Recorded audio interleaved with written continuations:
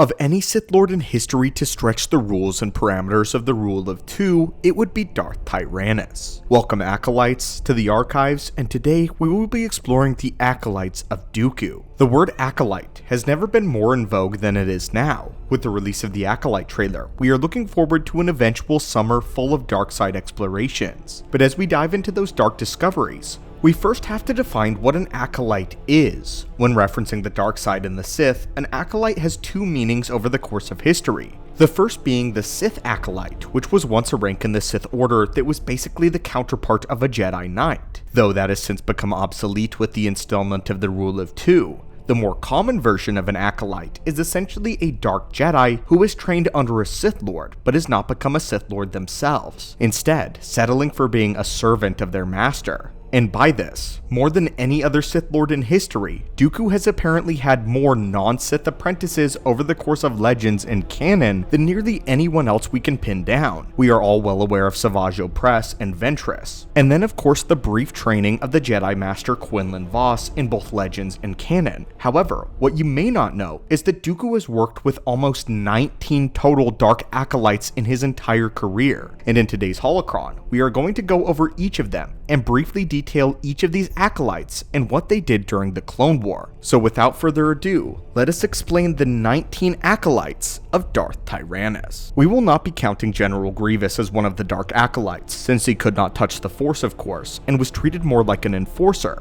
but Acolytes like Asajj Ventress need very little introduction. Being the most prominent of Dooku's Dark Acolytes, we are more familiar with Ventress over the Clone Wars than any other. Where she actually came from though is a little bit more obscure. Born into the Night Sister Coven, Ventress was only a mere child when she was sold into slavery to protect the rest of the Night Sisters. She became a servant of a warlord family on the planet of Ratatak, which was a feudal planet ruled by many warlords. Hal Stead, the man who bought Ventress, raised her in a kind and a loving environment though. But it was all a lie, as all they truly wanted was Ventress's power and ability to touch the Force, becoming a great weapon for their cause. However, Ventress's home and Hal Stead would be destroyed in front of her during a Weequay raid. Ventress would have either been killed or taken by the Weequay, had it not been for the arrival of the Jedi Master, Kai Narek, who saved the young Ventress. Narek would sense the powerful potential within the young girl and decided to take her on as an unofficial Padawan. Narek himself had been stranded on the world for a long time, having been unable to reach the Jedi Order after he had crashed. But after seeing the terrible state of the world and the constant fighting of the warlords, Narek decided to stay behind and help out the innocent lives. He would train Ventress in the ways of the Force until she was a teenager, and by then, the two of them were traveling around the planet defeating pirates and helping out defenseless innocents, eventually becoming heroes of the people. But tales and rumors of Ventress's powers and her ability to move things with her mind and influence the minds of others concerned the warlords. Under the warlord Isaka, they banded together to kill Ventress and her Jedi mentor. The warlords managed to kill the Jedi Master in Narek, but the pain and loss, combined with Ventress's own undisciplined skill, sent her spiraling down the path towards the dark side. Ventress would get revenge, hunting down each of the 12 warlords and murdering them all personally. During this, she would develop a deep hatred for the Jedi, believing that they had abandoned her master in Narek and were partially responsible for his death. However, her attempt to kill the warlord eventually failed and resulted in her being captured and forced to fight in a gladiatorial arena. This is where we would meet Dooku, who had arrived on the world in search of a new dark side enforcer. Dooku was impressed with Ventress's talents and how she had nearly taken over all of the world. Taking her under his wing,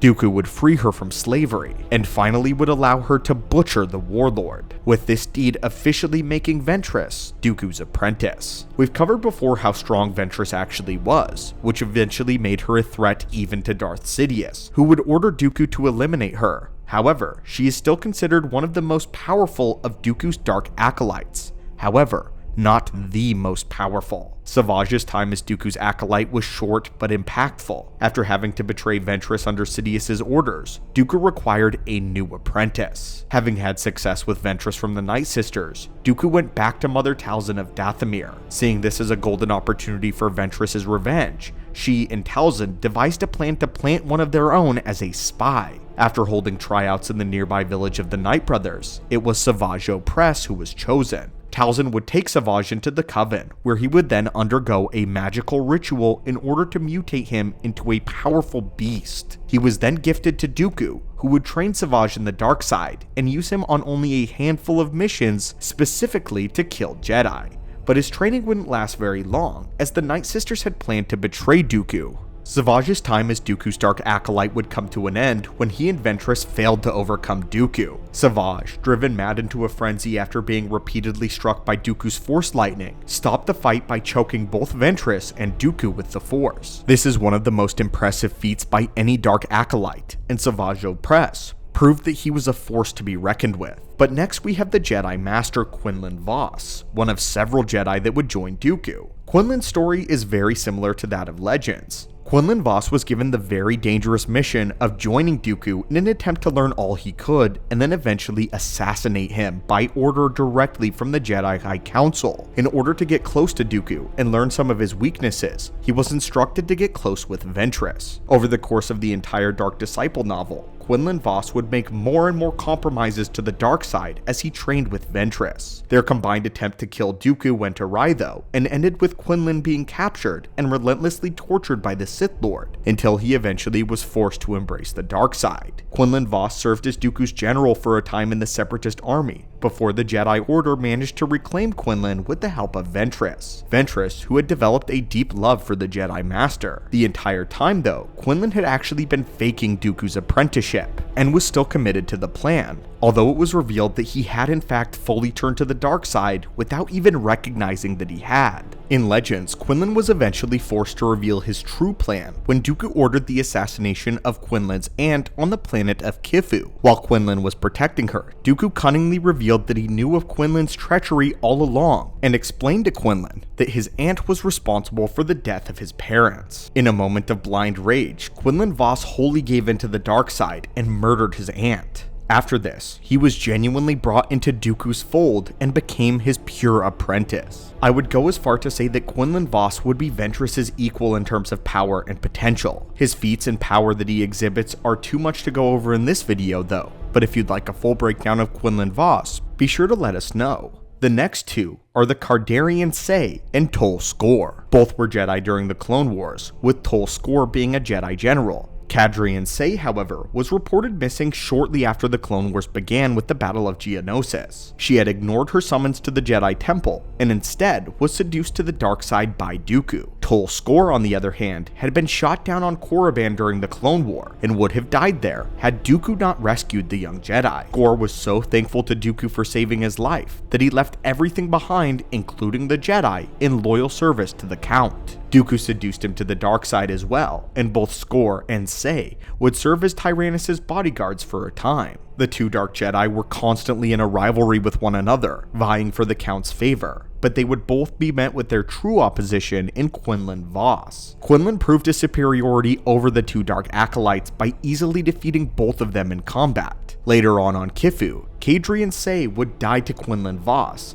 bisecting her after she attempted to kill his aunt. Much later though, Tol Skor would also die at the hand of Quinlan Voss after Quinlan renounced his ties to Dooku and became a Jedi. In our opinion, although Skor survived much longer than Say did, both were pretty weak in the Force, and unnotable considering how easily Quinlan managed to defeat them. But an acolyte who was exceptionally powerful is a name most will immediately recognize: Sora Bulk. Master Sora Bulk's story is one of infamy, all beginning with Vapad. Mace Windu was developing the Form 7 variant around the time before the Clone Wars broke out, and to help in this pursuit, Windu would look to a powerful warrior, Sora Bulk, who at the time was an expert in all 7 forms of lightsaber combat. And with Sora Bulk's help, they would eventually create Vapad. However, with the form requiring one to skirt on the lines of the dark side, Sora Bulk would eventually fully fall, but he kept his descent into darkness a secret for as long as he could, still acting as a member of the Jedi Order. This was until the Clone Wars eventually broke out, and Sora Bulk would participate in the Battle of Geonosis. Following this, put into a Jedi strike team, following Dooku off-world in order to confront him. Dooku managed to overwhelm the group of Jedi Masters, and injured both Master Thulm and Sora Bulk. However, Dooku sensed Sora Bulk's darkness, and decided to rescue him,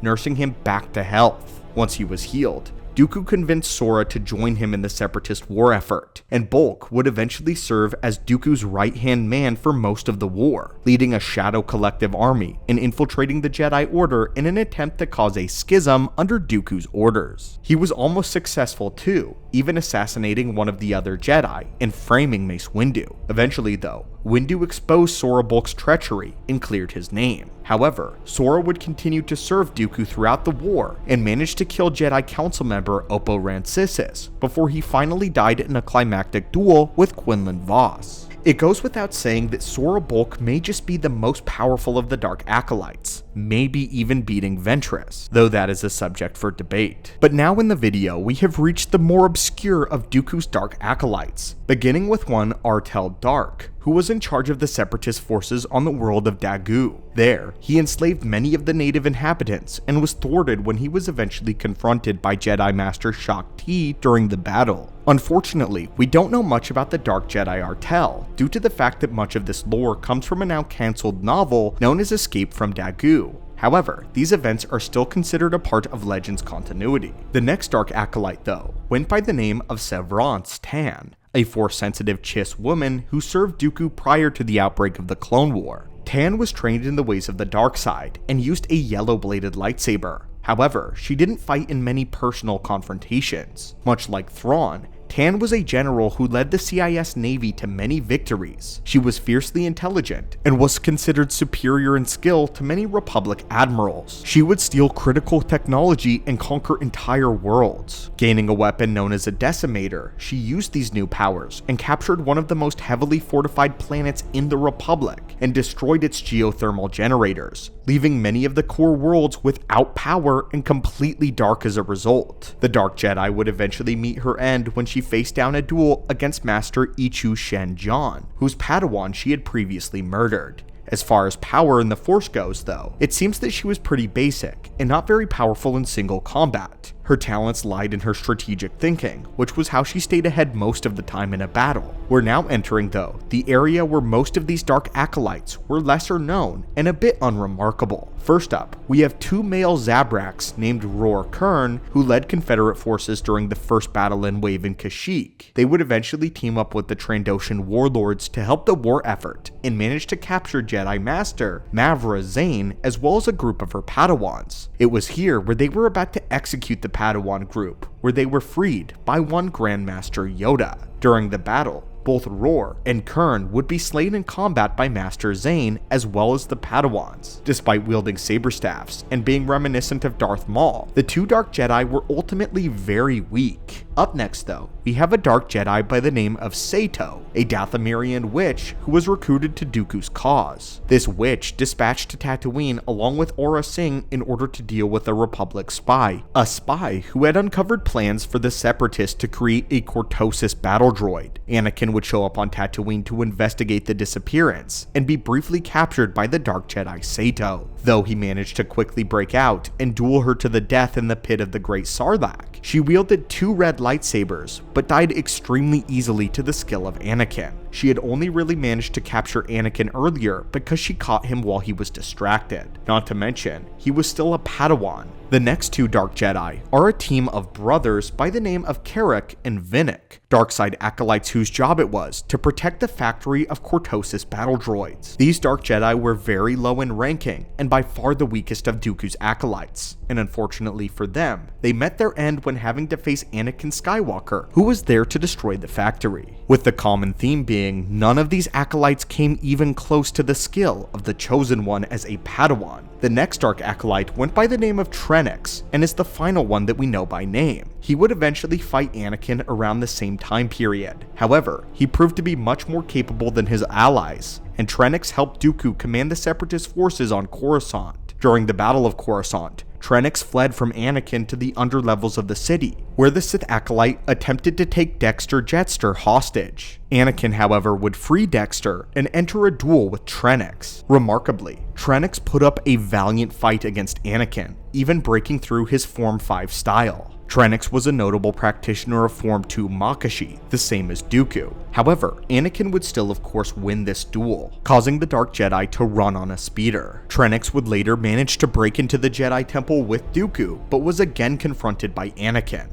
After a very long duel, the Dark Acolyte was eventually killed by Skywalker. But out of the 4 Dark Acolytes we mentioned, it seemed as though Trenix had the most potential, but still wasn't able to defeat Anakin as a Padawan, so overall, still relatively weak in the grand scheme of things. Despite his capabilities in combat, he would have undoubtedly lost much faster against a Jedi Master, or Anakin as the war progressed. And to finish off our list, we will talk about the weakest Acolytes in Dooku's charge. By far the most disappointing of the Dark Acolytes are 3 of them that do not have names, nor do we ever actually see them. Instead, they piloted black and red hover tanks during the Battle of Geonosis, protecting Dooku's hangar from Republic forces. They would all be eventually swiftly killed by Mace Windu though, who was piloting a tank of his own. And that, my friends, was the exhausted list of all of the Dark Acolytes that Dooku ever trained or worked with. As we can tell, Dooku certainly stretched the definition of the Rule of Two, having a private army of his own dark side allegiance. His true Dark Acolytes, reminiscent of his true future plans. Originally, Dooku was under the impression that when the Empire was formed, he would be transforming the remainder of the Jedi Order into a pure Sith army,